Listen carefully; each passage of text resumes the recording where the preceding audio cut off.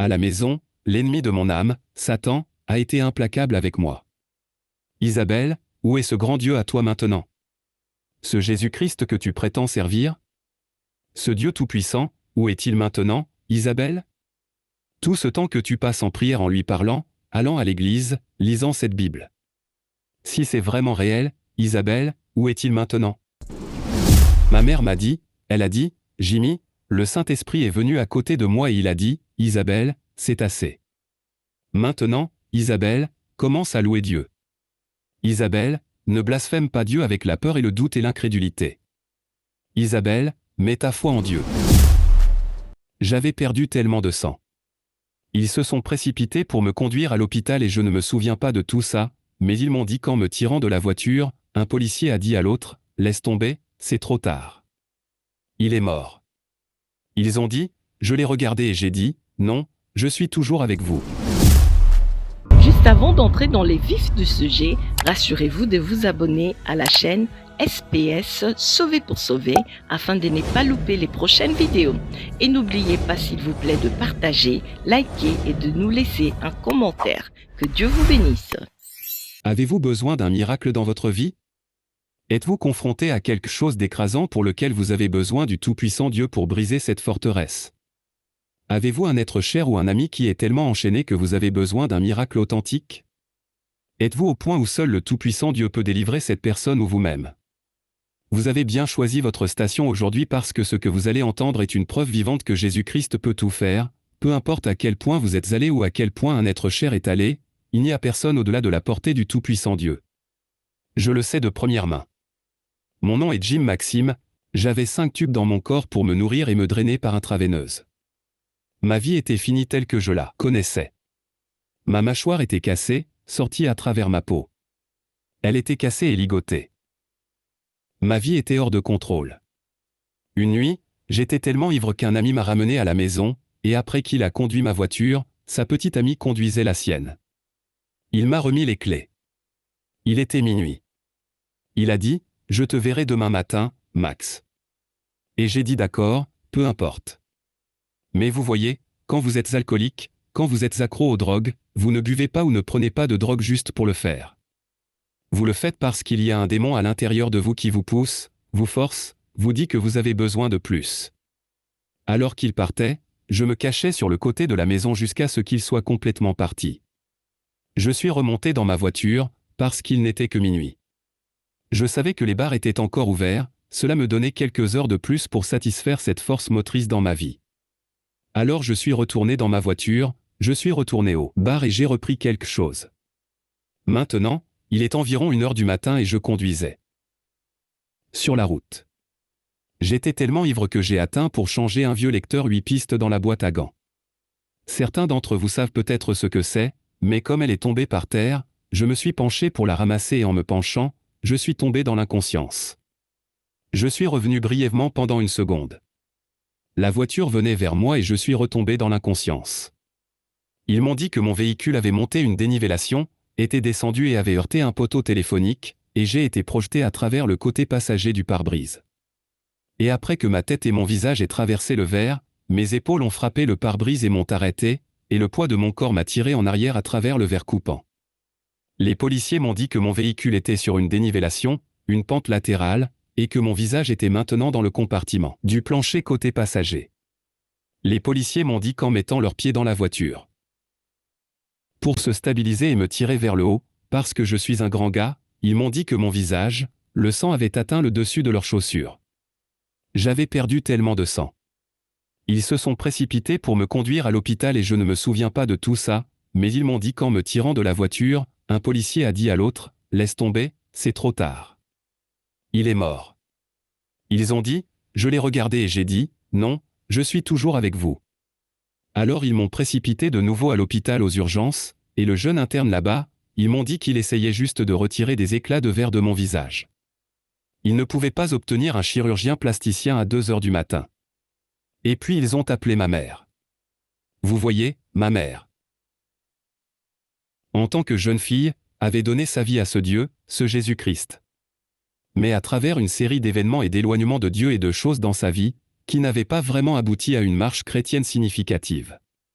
Mais à travers beaucoup de dysfonctionnements et de choses dans notre maison, elle avait redédié sa vie à Christ. Et quand elle l'a fait, quelque chose a changé dans notre maison. Ce Dieu qu'elle prétendait servir, ce Jésus-Christ qu'elle prétendait connaître, quelque chose était réel avec elle. Nous l'entendions prier dans sa chambre à Dieu, parler à ce Dieu, et puis nous dire qu'un jour, nous allions servir ce Dieu. Eh bien, maman pouvait être un peu bizarre parce que c'est maman. Mais maintenant, comme ils appelaient ma mère, il était 2 heures du matin. Ils ont dit, « Madame, votre fils a eu un accident. » Et elle a dit, « Puis-je venir demain matin ?» Vous voyez. Pour maman, ce n'était rien de nouveau. Ils ont dit, « Non, madame, vous ne comprenez pas. Vous devez venir maintenant. » Alors elle est montée dans la voiture toute seule. Vous pouvez imaginer une mère conduisant à l'hôpital, à 2 heures du matin. En entendant cette histoire, vous pourriez être dans la même situation. Vous pourriez avoir un mari, un fils, une fille, une nièce, un neveu, un ami au travail qui est continuellement abusé par la drogue et l'alcool, dont la vie est détruite et apparemment il n'y a pas d'espoir dans leur vie. Donc elle est arrivée à l'hôpital, et on lui a dit, « Madame, il y a tellement, votre fils, quand il a traversé le pare-brise, la coupure sur le dessus de sa tête est très profonde. Nous ne savons rien de l'atteinte cérébrale. La quantité de verre dans son œil gauche était telle que nous ne savons pas s'il va jamais revoir de son œil gauche.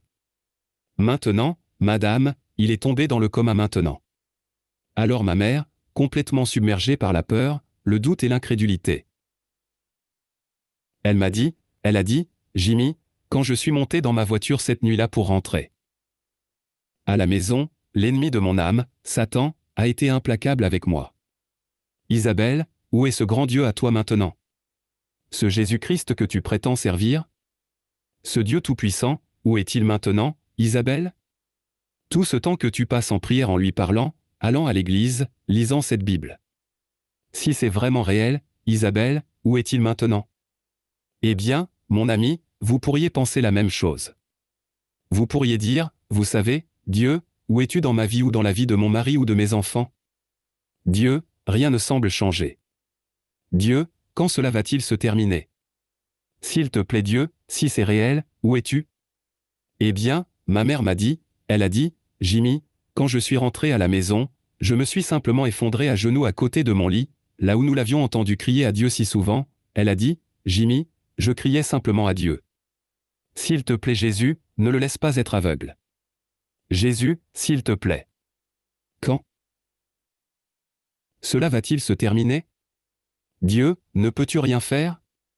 Il a besoin de ton aide. Dieu tout-puissant, s'il te plaît Dieu, fais quelque chose. Ma mère elle a dit, Jimmy, le Saint-Esprit est venu à côté de moi et il a dit, Isabelle, c'est assez. Maintenant, Isabelle, commence à louer Dieu. Isabelle, ne blasphème pas Dieu avec la peur et le doute et l'incrédulité. Isabelle, mets ta foi en Dieu. Vous voyez, la Bible dit qu'il est impossible de plaire à Dieu sans foi, car celui qui vient à Dieu doit croire qu'il est et qu'il est le rémunérateur de ceux qui le cherchent avec diligence. Eh bien, elle était de ce genre de femme. Donc ma mère a dit que même quand il ne semblait pas juste de louer Dieu, elle a éclaté de louanges. Elle a commencé à remercier Jésus pour toutes les choses qu'il avait faites dans sa vie. Elle a commencé à remercier Jésus pour sa mort sur la croix. Elle a commencé à remercier Dieu Tout-Puissant pour la foi qui lui avait été donnée. Et bientôt, elle a dit, Jimmy, en quelques minutes, la peur avait disparu. Le doute était parti, mais la foi avait augmenté dans mon âme. J'ai commencé à louer Dieu et à l'adorer, même quand tu étais au milieu de ce coma. J'ai commencé à l'adorer, et elle a dit, Jimmy, c'était comme si je voyais le doigt indicateur de Dieu descendre et toucher ton œil gauche. Ensuite, quand j'ai vu ça, j'ai su que tu allais bien. Mais ce qu'elle ne savait pas pendant qu'elle intercédait pour moi, c'est que je tombais dans l'obscurité, ce coma dans lequel j'étais. Ce n'était pas faux, mais ce n'était pas irréel. C'était très réel pour moi parce que même si j'étais dans le coma, j'étais très conscient de mon environnement. C'était comme si je tombais dans l'obscurité et je tendais les bras de chaque côté pour amortir la chute. Mais il n'y avait rien, et je n'avais jamais été dans une situation comme celle-ci auparavant, car en tant que grand gaillard, je pouvais me contrôler dans la plupart des situations. Mais cette fois, je savais que j'étais allé trop loin. J'étais dans une zone qui n'était pas destinée à l'humanité, et alors que je tombais dans l'obscurité et que je ne pouvais pas arrêter la chute, tout à coup ma chute s'est arrêtée et je suis entré dans une petite pièce noire, je ne sais pas, 12 par 12 ou quelque chose comme ça. Mais alors que je cessais de tomber, j'ai regardé du côté gauche et c'est là que j'ai vu 2 créatures, des démons, que j'aurais ri, que j'aurais moqué avant cette nuit. Maintenant, ce n'était plus si drôle, parce que ces créatures étaient sur le point de me faire du mal et je ne pouvais pas avoir une arme à feu, un couteau, une massue. Il n'y avait rien que je pouvais faire et je le savais. Et c'est alors que ma mère continuait d'intercéder pour moi, et alors que ces démons, je les regardais. C'est alors que Jésus-Christ est venu à moi de ce côté. Non, je l'ai vu, mais je ne peux pas le décrire, si cela a du sens. C'était une chose spirituelle. Vous voyez, je n'avais jamais lu la Bible. Je n'avais jamais assisté à une réunion de prière. Je n'avais jamais été dans une église chrétienne telle que nous la connaissons. Je n'avais donc aucune idée des esprits méchants dans les lieux célestes et des forces démoniaques. Je ne savais pas que les armes de notre lutte ne sont ni naturelles, ni fabriquées par l'homme, ni charnelles, mais des armes divines pour renverser les forteresses démoniaques. Et c'est ce que ma mère faisait, elle utilisait les armes de la prière, la force la plus puissante de l'humanité, la même force que vous avez le privilège d'utiliser aujourd'hui quand nous aurons fini dans une minute ou deux, car c'est alors que Jésus est venu à moi, et ce qu'il ne m'a pas dit est ce qui m'a le plus choqué. Il ne m'a pas dit, « Pourquoi devrais-je t'aider maintenant ? Espèce d'imbécile, tu as moqué ma parole. Tu as ri de ta mère. Pourquoi devrais-je t'aider maintenant ?» Non, c'était tout le contraire. Quand j'ai regardé Jésus, c'était comme si c'était une mer liquide d'amour, me submergeant d'amour et d'espoir. Et c'était comme s'il me disait qu'il m'aimait. Il voulait m'aider. Et ensuite, il m'a dit, « Jim. » Pas mot pour mot. Mais l'essence de la discussion était la suivante, « Jim, tu t'amuses depuis assez longtemps. Veux-tu continuer ?» Et j'ai dit, « Jésus, je ne veux pas. » Mais que dois-je faire ? J'ai prié cette prière en prison.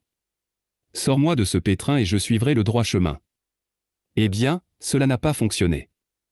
Me voici de nouveau. Et il m'a dit, Jim, si tu me demandes de t'aider et de te purifier, je le ferai. Et je serai ton meilleur ami, Jim. Mais je ne vais pas m'incruster dans ta vie. Tu dois me le demander, Jim. Et j'ai dit, Jésus, je sais que j'avais besoin d'aide. Jésus n'a pas eu besoin de me convaincre, je savais que ma vie était hors de contrôle. Alors j'ai regardé Jésus et j'ai simplement dit, Jésus, s'il te plaît, aide-moi. S'il te plaît, pardonne-moi. Mon ami, au moment où j'ai dit cela, peu importe ce que c'étaient ces 2 choses. Elles sont parties. Je me suis réveillé plusieurs jours plus tard en soins intensifs. Ma tête était enveloppée comme une momie d'ici à là, plus de 300 points de suture sur mon visage. Ma mâchoire était câblée, je devais parler comme ça. Mais ma mère a dit que quand je suis sorti de mon coma, les premiers mots que j'ai murmurés à travers ma mâchoire cassée étaient « Maman, Jésus est ici. Jésus est ici. » Et mon ami, ce même Jésus-Christ est ici en ce moment. Ce Jésus-Christ m'a sauvé et m'a lavé dans son sang, puis m'a rempli de son esprit, brisant le pouvoir des drogues et de l'alcool, le brisant une fois pour toutes dans ma vie. Il est ici en ce moment. Prions. Priez avec moi maintenant. Veuillez dire cette prière, Père au nom de Jésus-Christ, je viens à toi, Père, comme tu as touché la vie de Jim Maxime, je te demande, Dieu Tout-Puissant, de toucher ma vie. Ou peut-être est-ce ton fils. Ta fille, ta nièce, ton neveu, touche leur vie. Père au nom de Jésus. Nous venons à toi, Dieu et Père, par le sang du Seigneur Jésus-Christ, comme tu as brisé les chaînes dans la vie de Jim. Père, s'il te plaît, brise les chaînes de ma vie. S'il te plaît, Dieu, délivre-moi ou délivre mon ami, mon fils, ma fille, mon mari, Père. Permettez à cette même présence, Dieu, de les ministrer aujourd'hui. Père, s'il te plaît, au nom de Jésus-Christ, je crie vers toi. Mon ami, si tu as fait cela aujourd'hui, va le dire à quelqu'un. Va dire à quelqu'un que Jésus-Christ t'a délivré, que Jésus-Christ t'a pardonné, parce qu'il est avec toi, et tout ce qu'il veut, c'est d'être ton meilleur ami et ton sauveur. Que Dieu te bénisse.